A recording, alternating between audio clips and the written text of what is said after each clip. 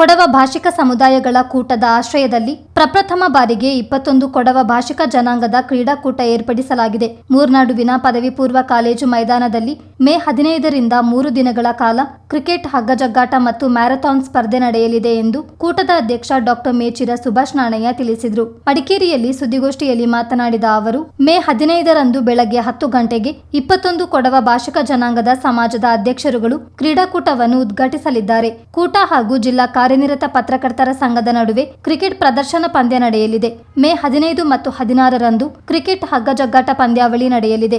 21 ಸಮಾಜದ 11 ತಂಡಗಳು ಪಾಲ್ಗೊಳ್ಳಲಿವೆ. ಮೇ 17ರಂದು ಬೆಳಗ್ಗೆ 8 ಗಂಟೆಗೆ ಬಾಡಗ ನೆಲ್ಲಿಮಾನಿ ಶ್ರೀ ಈಶ್ವರ ದೇವಸ್ಥಾನದ ಎದುರಿನ ಗೇಟ್ ರಸ್ತೆ ಬಳಿಯಿಂದ ಮೂರ್ನಾಡು PU ಕಾಲೇಜಿನವರೆಗೆ ಮ್ಯಾರಥಾನ್ ಸ್ಪರ್ಧೆ ನಡೆಯಲಿದ್ದು, ಶಾಸಕ ಪೊನ್ನಣ್ಣ ಹಾಗೂ ಕ್ರೀಡಾ ಪ್ರಾಧಿಕಾರದ ರಾಜ್ಯ ಉಪಾಧ್ಯಕ್ಷ ಅರುಣ್ ಮಾಚಯ್ಯ ಉದ್ಘಾಟಿಸಲಿದ್ದಾರೆ. 18 ವರ್ಷ ಮೇಲ್ಪಟ್ಟ ಪುರುಷರು ಹಾಗೂ ಮಹಿಳೆಯರು ಸ್ಪರ್ಧೆಯಲ್ಲಿ ಭಾಗವಹಿಸಲಿದ್ದಾರೆ. ಬಳಿಕ ಕ್ರಿಕೆಟ್ ಮತ್ತು ಹಗ್ಗಜಗ್ಗಾಟ ಫೈನಲ್ ಪಂದ್ಯ ನಡೆಯಲಿದೆ. ನಂತರ ಸಮಾರೋಪ ಸಮಾರಂಭ ನಡೆಯಲಿದೆ ಎಂದು ಮಾಹಿತಿ ನೀಡಿದರು.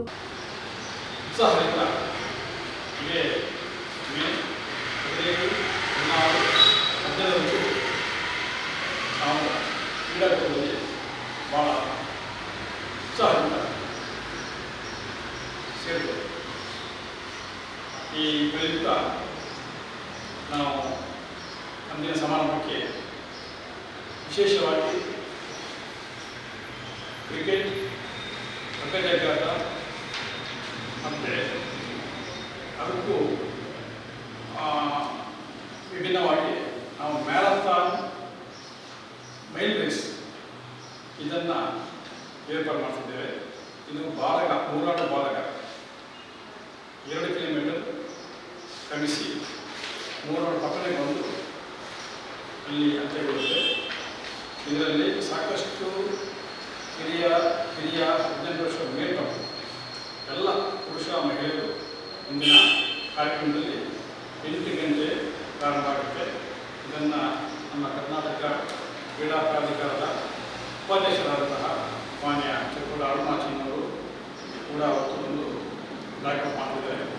ಜೊತೆಗೆ ನಮ್ಮ ಬೆಳಕಟ್ಟೆ ಕ್ಷೇತ್ರ ಶಾಸಕರಾದ ಕರ್ನಾಟಕ ಮುಖ್ಯಮಂತ್ರಿಗಳ ಕಾನೂನು ಸಲಹೆಗಾರರು ಆದಂತಹ ನಮ್ಮ ಅಜ್ಜಿಗಳು ಕೂಡ ವಿಶೇಷವಾಗಿ ಮುತುವರ್ಜಿವಹಿಸಿಕೊಂಡು ಭಾಗಿಯಾಗತಕ್ಕಂಥ ಇಂದಿನ ವರ್ಗ ನಮ್ಮ ಕ್ರೀಡಾಕೂಟವನ್ನು ಅಚ್ಚುಕಟ್ಟಾಗಿ ಮಾಡಬೇಕಂತ ಮುಂದೆ ಬಂದಿದ್ದೇವೆ. ಮತ್ತು ಹಾಗೆಯೇ ಸಮಾರೋಪ ಸಮಾರಂಭ, ಹಾಕಿ ಸಮಾರಂಭ, ಇದರಲ್ಲಿ ನಮ್ಮ ಮೈಸೂರು ಕೊಡಗು ಸಂಸ್ಥಾನದಂತಹ ಯದುವೀರ್ ಕೃಷ್ಣದತ್ತ ಒಡೆಯವರು ಕೂಡ ಬರ್ತಾ ಇದ್ದಾರೆ. ಮತ್ತು ನಮ್ಮ MLC ಮಾನ್ಯ ಸಿದ್ದಕೃಷ್ಣಪ್ಪನವರಿದ್ದಾರೆ. ನಮ್ಮ ಮಡಿಕೇರಿ ಶಾಸಕರಾದ ಜನಪ್ರಿಯ ಶಾಸಕರಾದ ಮುಂತೇಗೌಡರು ಕೂಡ ಅವತ್ತು ಕಾರ್ಯಕ್ರಮಕ್ಕೆ ಒಂದು ಯಶಸ್ವಿ ತೋರಿಸಿದ್ದಾರೆ. ಮತ್ತು ಮತ್ತೊಬ್ಬ ಆರ್ಥಿಕರಾದಂತಹ ಕೂಡ ರಾಜ್ಯದ ಏನು ಕೂಡ ಇವರು ಕೂಡ ಅವರು ಆಯೋಜಿಸಿದ್ದಾರೆ. ಇಷ್ಟೆಲ್ಲ ಮಾಡುವ ಸದುದ್ದೇಶವಿದೆ. ಈಗಾಗಲೇ ಸಾಕಷ್ಟು ಸಮುದಾಯಗಳು, ಬಂಧುಗಳು ಹೊರಗಿನಲ್ಲಿ ಕ್ರೀಡಾ ಸ್ಫೂರ್ತಿಯನ್ನು ತಂದಿದ್ದಾರೆ. ಈ ಹಿಂದಿನೊಳಗ ಚಿಕ್ಕದು ದೊಡ್ಡದು ಅನ್ನಬೇಕಂತ ವ್ಯವಸ್ಥೆಯೊಳಗೆ ಈ ನಮ್ಮ ಸಣ್ಣ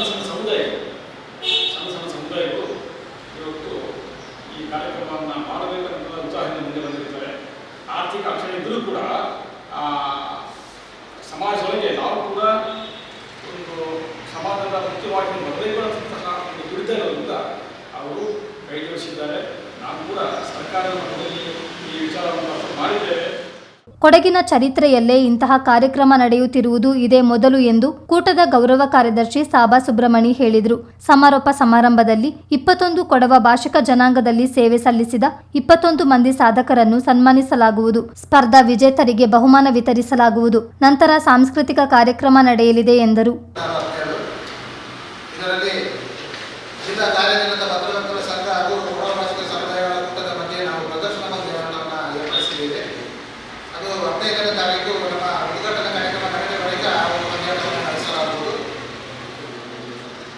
ಬಳಿಕ ಸಮಾರೋಪ ಸಮಾರಂಭದಲ್ಲಿ ವಿಶೇಷವಾಗಿ ನಾವು ಈ ಬಾರಿ ಆಯಾ 21 ಜನಾಂಗದಲ್ಲಿ ಒಬ್ಬರನ್ನ ಅವರ ಸಮಾಜದವರೇ ಆಯ್ಕೆ ಮಾಡಿ ಕಳಿಸಿಕೊಟ್ಟಂತಹ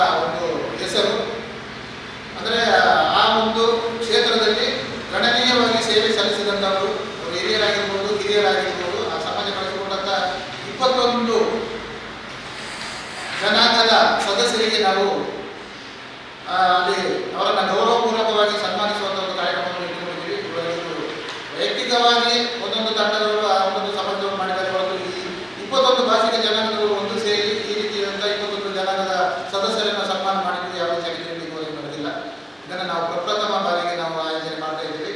ಅದಕ್ಕೆ ನಮ್ಮ ಕುಲಪತಿಕ ಸಮುದಾಯಗಳ ಕೂಟದ ಆ ಪ್ರಯತ್ನವೇ ಸಾಕ್ಷಿಯಾಗಿದೆ. ಅದರಲ್ಲಿ ತಮ್ಮಗಳಿಗೆ ಹೆಸರನ್ನು ನೀಡಿದ್ದೀವಿ, 21 ಸದಸ್ಯರ ಹೆಸರನ್ನು ನೀಡಿದ್ದೀವಿ. ಅದರಲ್ಲಿ ಒಬ್ಬರ ಹೆಸರನ್ನು ಸ್ವಲ್ಪ ನೀವು ತಿದ್ದುಪಡಿ ಮಾಡಿಕೊಂಡು ಹೇಳ್ತೇನೆ.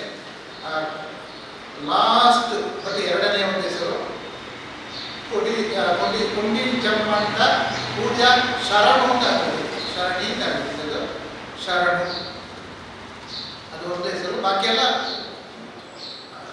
ಕುಂಡಿ ಜಮ್ಮಂತ. ಸುದ್ದಿಗೋಷ್ಠಿಯಲ್ಲಿ ಕೂಟದ ಪ್ರಮುಖರಾದ ಪೊನ್ನೀರ ಗಗನ್, ಕುಡಿಯರ ಬೋಪಯ್ಯ, ಉದಯ ಮಾದಪ್ಪ ಹಾಜರಿದ್ದರು. ಚಿತ್ತಾರ ನ್ಯೂಸ್, ಮಡಿಕೇರಿ.